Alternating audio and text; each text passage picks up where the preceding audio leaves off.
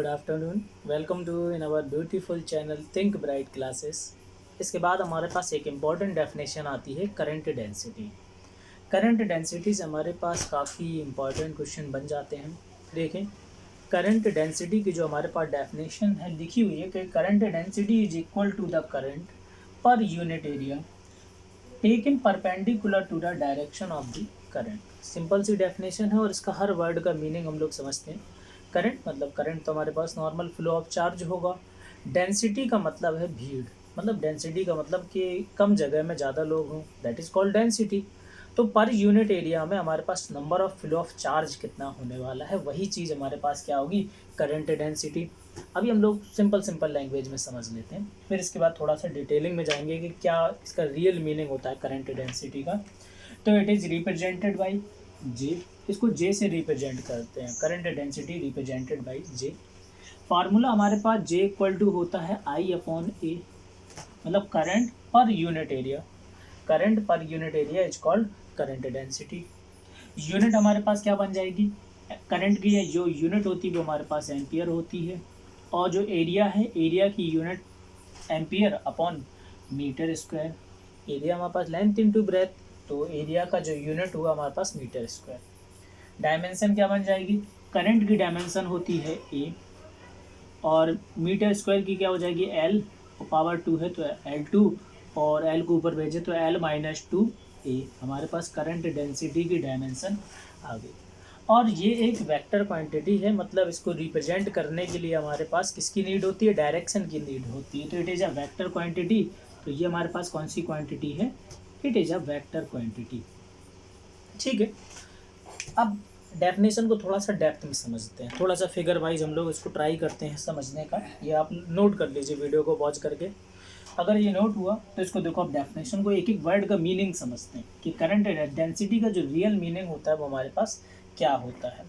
और इसमें कि जो पर यूनिट एरिया है taken perpendicular to the direction of the current, जो रियल मीनिंग हमारे पास समझने वाली है कि जो एरिया हम लोग लेने वाले हैं वो कैसा होना चाहिए, परपेंडिकुलर होना चाहिए to the direction of the current. ये हमारे पास एक वायर है, ठीक है। वायर में जो करंट फ्लो होगा वो कुछ इस डायरेक्शन में करंट फ्लो होगा, इस डायरेक्शन में करंट फ्लो होगा।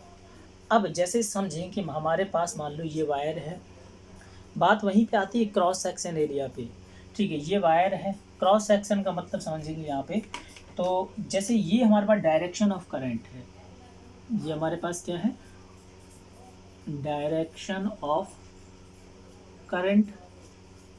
ठीक है, अब इसके जो एरिया हमें जो लेना है वो इस डायरेक्शन ऑफ करंट के कैसा होना चाहिए, परपेंडिकुलर होना चाहिए। ठीक है, अगर हमने ये एरिया लिया, ऐसा क्रॉस सेक्शन काट लिया, तो ये इसके क्या है, परपेंडिकुलर एरिया है। इनके बीच का एंगल कितना है, 90 डिग्री।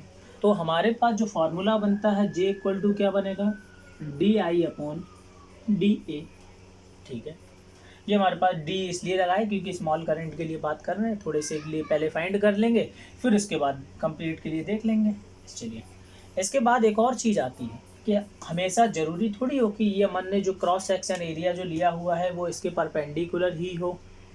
तो सेकंड जो केस हमारे पास आता है, इसको नोट कर लिया हो तो देखो, सेकंड हमारे पास किस तरीके का आ सकता है। ये हमारे पास वही नॉर्मली वायर, करंट की डायरेक्शन है वो तो अभी भी यही होगी जो पहले फ्लो हो रही थी।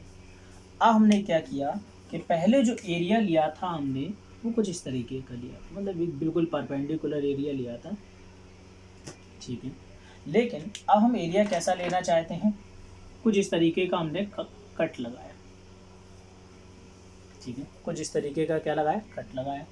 लेकिन हमें जो एरिया लेना है वो कैसा होना चाहिए, इसके परपेंडिकुलर होना चाहिए। ठीक है, अगर ऐसा हमारे पास सरफेस एरिया है तो इसका जो एरिया वेक्टर होगा वो इसके परपेंडिकुलर कहीं ये होगा एरिया वेक्टर। ठीक है, तो इसका जो एक तो ये कंपोनेंट बनेगा, एक इसका परपेंडिकुलर कंपोनेंट बनेगा। तो ये इसका कौन सा होगा, बेस कंपोनेंट। तो हमारे पास ये क्या आ जाएगा, ए कॉज थीटा, या अगर इसको हमने डी ए माना तो ये हमारे पास क्या हो जाएगा, डी ए कॉज थीटा। तो देखो, अब जो फॉर्मूला बना हमारे पास जे इक्वल टू क्या बना था, अब जो फॉर्मूला हमारे पास बना वो देखो क्या बनेगा, J equal to D I upon D A cos theta. तो मतलब हमें जो एरिया चाहिए है वो कैसा होना चाहिए, इसके परपेंडिकुलर वाला ही होना चाहिए। अगर कुछ ही और एंगल पे दिया गया है तो हमारे पास क्या बन जाएगा, डी ए कॉस थीटा। तो यहाँ पे हमारे पास क्या सिंपल सा एक इसी फॉर्मूले को अगर देखें तो हमारे पास देखो डी आई इक्वल टू क्या बनेगा, डी ए, ये ऐसा लिख सकते हो इसको, जे डी ए कॉस थीटा, ऐसा हम लिख सकते हैं क्या। अब देखो जब ऐसा कभी लिखा हो कि ए बी कॉस थीटा, उसको ए डॉट बी के प्रोडक्ट में लिखा जा सकता था, तो बिल्कुल लिखा जा सकता था। डी आई इक्वल टू अपने पास कितना आएगा, जे वेक्टर डॉट प्रोडक्ट लगाया डी ए वेक्टर में, ठीक है। और इसका अगर हम कंप्लीट इंटीग्रेशन कर दें, integration of D I equal to integration of J dot D A, तो ये एक हमारे पास स्केलर प्रोडक्ट है, तो डी आई का इंटीग्रेशन क्या, आई, और जे बाहर निकाल लो तो इंटीग्रेशन ऑफ डी ए का कितना हो जाएगा, ये ए हो जाएगा। तो आई इक्वल टू क्या आ जाएगा अपने पास, जे वेक्टर डॉट ए वेक्टर। तो हमारे पास यहाँ से एक इम्पॉर्टेंट फार्मूला आ जाता है, अगर इन दोनों के बीच का एंगल हमारे पास कितना है, 90 है, तो कॉस 90 की वैल्यू कितनी होती है, 0। और देखो जो हम लोग एंगल देखने वाले थे वो हम लोग कैसे देखेंगे, ये बात और समझ लेते हैं थोड़ा सा, कि अगर हमारे पास क्वेश्चन आया तो एंगल हम लोग किस तरीके से देखने वाले हैं। फॉर्मूला तो पता चल गया हमारे पास कि जे और ए के बीच में हमारे पास एंगल होना चाहिए, ठीक है। इस तरीके का हमारे पास फिगर है, ये हमारे पास क्रॉस सेक्शन एरिया दिया था, पहला वाला केस जो पहले लिया था हमने, ठीक है। इसमें जो करंट की डायरेक्शन है वो ये डायरेक्शन है, और जो एरिया वेक्टर की जो डायरेक्शन होती है वो इसी की कैसी होती है, परपेंडिकुलर होती है, डी ए। तो आई और डी ए के बीच का जो एंगल है हमारे पास कितना है, थीटा इक्वल टू, दोनों एक ही डायरेक्शन में, कितना हुआ, 0 डिग्री। आई और डी ए के बीच का जो एंगल है वो हमारे पास कितना है, 0 डिग्री। तो जे इक्वल टू जो फार्मूला बना था यहाँ पे हमारे पास कितना था, D I upon D A cos theta. यहाँ पे थीटा की वैल्यू कितनी है, 0 डिग्री, और कॉस 0 का वैल्यू कितना होता है, 1। तो हमारे पास जे इक्वल टू कितना आ जाएगा, D I upon D A. तो इस वाले केस के लिए हम लोग ये वाला फार्मूला लिखते हैं। अगर हमारे पास एंगल अलग दिया गया है तो हम लोग क्या करते हैं, उसका formula D A cos theta पूरा लिखते हैं। यहाँ से I equal to J dot A, हमारे पास एक और फार्मूला आ गया, ये हमारे पास एक वेक्टर क्वांटिटी होती है। अब डेफिनेशन को पढ़िए, बिल्कुल समझ में ना आए तो कहना। Current density is equal to the current, current के बराबर ही होती है, मतलब जे बराबर होगा डी ए के, कब, पर यूनिट एरिया, एरिया की वैल्यू कैसी है, पर यूनिट है, और एरिया कैसा लिया गया है, taken perpendicular to the direction of the current. Area जो हमने लिया है वो कैसा है, perpendicular to the direction of current. तो इसके बाद हम लोग कुछ इसके क्वेश्चन भी देखेंगे। इसके बाद दो इंपॉर्टेंट नोट हमारे पास आते हैं। डायरेक्शन, डायरेक्शन मतलब जो करंट डेंसिटी की डायरेक्शन है वो कैसी होने वाली है। मान लीजिए हमारे पास ये एक कंडक्टर है जिसमें डायरेक्शन ऑफ करंट ये है, तो डायरेक्शन ऑफ करंट के अलोंग, मतलब जिस डायरेक्शन में हमारे पास करंट फ्लो हो रहा होगा उसी डायरेक्शन में करंट डेंसिटी की भी डायरेक्शन वही होने वाली है।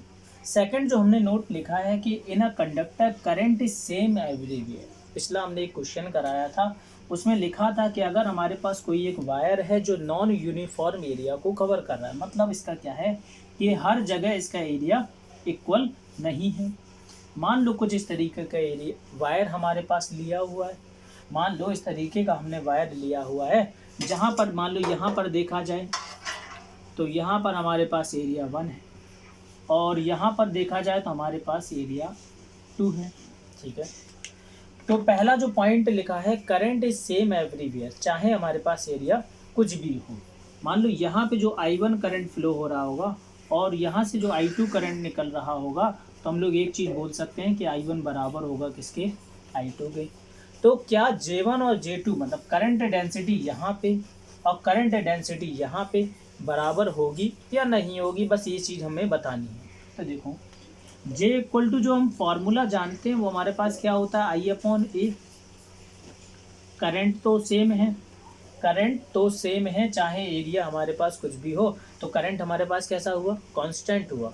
तो ओवरऑल जो करंट डेंसिटी डिपेंड करेगी किस पे करेगी, एरिया पे डिपेंड करेगी।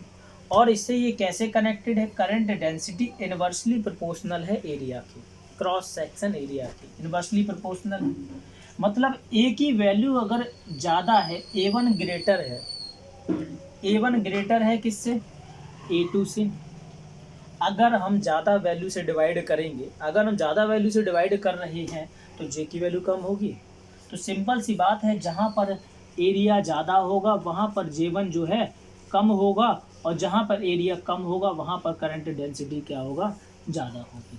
तो करंट डेंसिटी क्या होती है, non uniform cross section area के लिए क्या होगी, अलग होगी। और अगर हमारे पास सिंपल सा एक वायर है जहाँ पर दोनों जगह एरिया इक्वल है, वहाँ पर करंट डेंसिटी भी क्या होती है, इक्वल होती है। लेकिन non uniform cross section area वाले वायर के लिए करंट कैसा रहता है, सेम रहता है। ये एक ऑप्शनल क्वेश्चन हमारे पास काफ़ी अच्छा सा बन जाता है। इसके बाद हम लोग कुछ और न्यूमेरिकल वगैरह देखेंगे। तो इसके बाद मैंने एक बहुत ही सिंपल सा क्वेश्चन दिया है कि determine the electric current through a cylindrical wire of radius capital R if current density through wire is uniform. 4 option हमारे पास दे रखे हैं।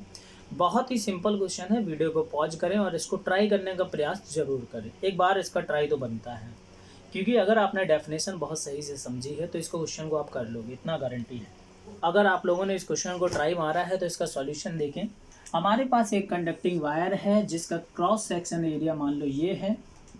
तो डायरेक्शन ऑफ करंट हमारे पास क्या होगा, आई होगा, और डायरेक्शन ऑफ करंट डेंसिटी क्या होगा, वो भी इसी डायरेक्शन में होगा हमारे पास, कि क्या होगा, जे वेक्टर। करंट और करंट डेंसिटी की जो डायरेक्शन होती है वो हमारे पास कैसी है, सेम है। आई इक्वल टू, अभी हमने एक फार्मूला देखा था, हमारे पास क्या था, जे वेक्टर डॉट ए वेक्टर।